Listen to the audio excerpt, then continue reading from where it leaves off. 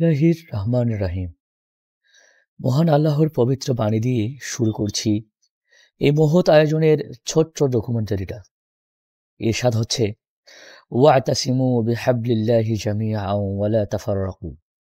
অর্থ, আর তোমরা সকলে আল্লাহর রজ্জুকে দৃঢ়ভাবে আঁকড়ে ধরো এবং বিভক্ত হও না। সেই সাথে আরও এরশাদ হচ্ছে, আহাল্লাল্লাহুল বাইআ ওয়া হাররামার রিবা। অর্থ, আল্লাহ ব্যবসাকে করেছেন হালাল ও সুদকে করেছেন হারাম। সূরা বাকারা আয়াত 275।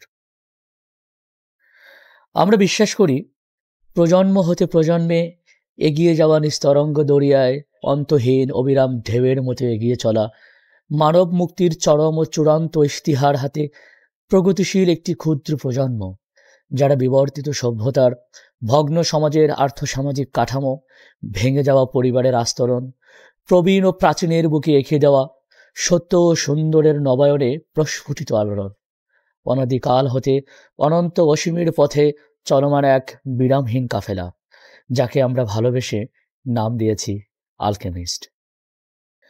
বিশ্ববিদ্যালয়ের মতো পুঁজিবাদ ও স্বার্থবাদী সমাজে পরহিংসা ও প্রতিযোগী অবয়বের আবরণ থেকে বের হয়ে এক সহযোগী কাঠামোর নবায়নে আমরা যাত্রা শুরু করি সেই করোনাকালীন এক মহাবিপদে।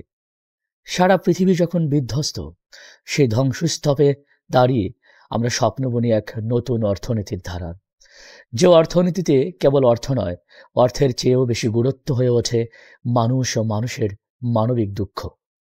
আমরা মনে করতে পারি সেই সময়ের কথা, যখন আমাদের কেউ অসুস্থ হলে আমরা ছুটে যেতাম দল বেঁধে তাকে দেখতে। সেবা শুশ্রূষায় আমরা তাকে ভরিয়ে তুলতাম। যে কারো সংকটে আমরা চেষ্টা করতাম তার পাশে দাঁড়াতে। সেই যে মানবিকতা, তার পাশাপাশি শুরু হয় আমাদের মাসিক চাঁদার প্রণোদনা, টিউশন ফি, বাবা মাদের পাঠানো হাত খরচ থেকে বাঁচিয়ে আমরা জমা করতে থাকি আমাদের মাসিক চাঁদার ভিত্তি।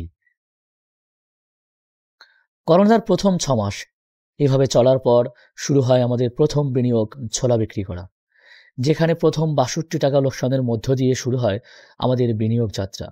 নতুন বিনিয়োগ ও নতুন আইডিয়া ও নতুন কর্মযোগ্য খুঁজতে চলে আমাদের নানান রকম কম্পিটিটিভ আইডিয়া ফেস্টিভ্যাল। চলমান অর্থনৈতিক গতি, ক্ষুদ্র বিনিয়োগ ও সামষ্টিক চিন্তায় হঠাৎ আমাদের নিয়ে আসে ফ্যামিলি অর্থনীতিতে, যেখানে আমরা গাইবান্ধা, ময়মনসিংহ, মাগুরা, সিলেট ও বরিশাল সহ দেশের প্রায় 10টা জেলায় 25টা পরিবারকে বেছে নেই 25টা ছাগল, তাদেরকে দিয়ে লালন পালন করে তৃণমূলের সেই অসচ্ছল পরিবারকে সচ্ছল করা ও আমাদের ক্ষুদ্র মুনাফাকে এগিয়ে নিয়ে যাওয়ার জন্যে। এভাবেই নানামুখী কাজ ও চিন্তার প্রগতিশীল ধারা, অর্থনৈতিক সাস্টেইনেবল উন্নয়ন ও নতুন বই পড়া প্রজন্ম গড়তে আমরা শুরু করি আমাদের আর এক কাঙ্ক্ষিত বইবাহক বিনিয়োগ, যেখানে অতন্দ্র প্রহরীর মতোই দিন রাত জেগে দেশের নানা প্রান্তে পাঠাতে থাকি আমরা আমাদের কাস্টমার চাহিদা অনুযায়ী বই। এই বইবাহক এঁকে দিয়ে যায় আমাদের মাঝে এক নবদিগন্তের হাতছানি।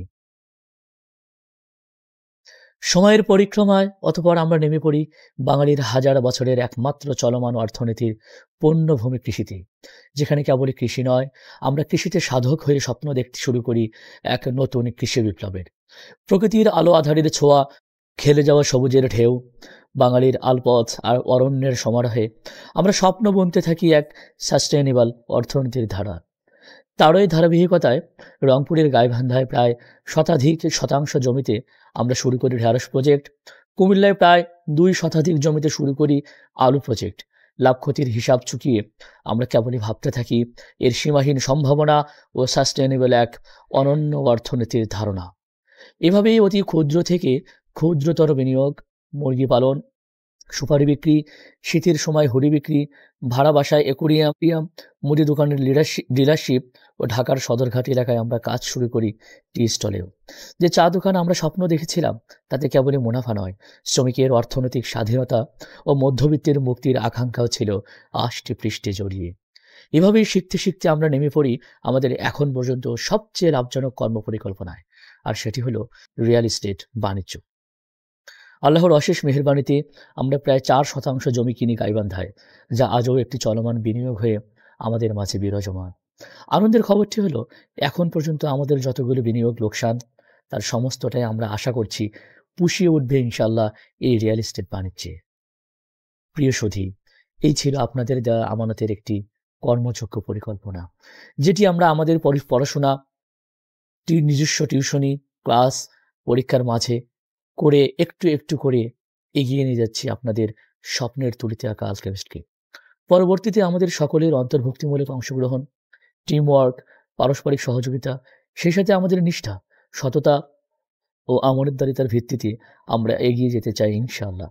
আমরা বিশ্বাস করি আমাদের ক্লাসের সেই ইসলামী অর্থনীতির পাঠ্যসূচি কেবলই পাঠ নয়, কেবলই পরীক্ষা পাসের মাধ্যম নয়। ইসলামী অর্থনীতি ও তার গতিশীল চিন্তা ও মানবিক কর্মের মধ্য দিয়ে আমরা এগিয়ে যেতে চাই দূর হতে বহুদূর, প্রজন্ম থেকে প্রজন্মে ইনশাআল্লাহ। আল্লাহ হাফেজ।